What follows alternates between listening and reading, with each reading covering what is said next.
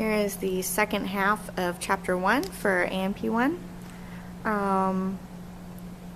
Okay, so it starts out with the planes, and the sagittal plane runs vertically through the body, separating it into left and right portions. Doesn't really matter where it is, it just separates it into left and right portions.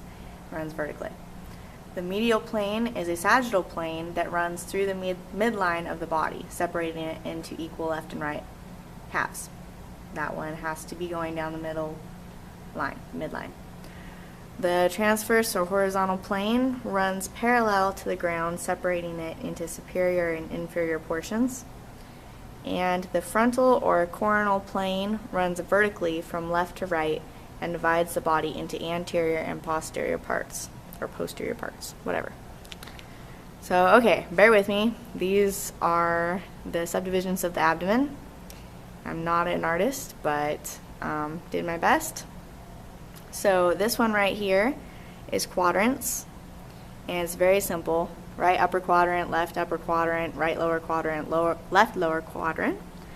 And then over here is a little more complex.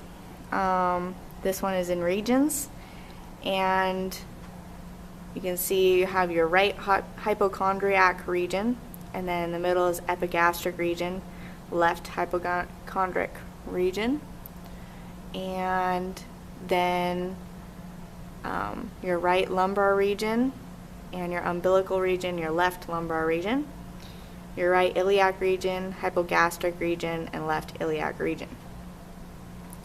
Then moving on, you have the body cavities, and this one right here is an anterior view. You've got your lungs and your heart.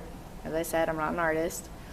You have your pelvic cavity, your abdominal cavity, and that weird little line that's on both of those is the diaphragm, and then you have your thoracic cavity. And over here is pretty much the same thing, abdominal and pelvic and thoracic. Though sometimes the abdominal and pelvic cavity gets mixed, combined together and is called abdominal pelvic cavity. And then we have the serous membranes. A serous membrane lines the trunk cavities and organs inside the cavities. A visceral serous membrane covers the organ, and the parietal membrane is furthest from the organ and outermost membrane. And that is all of Chapter 1.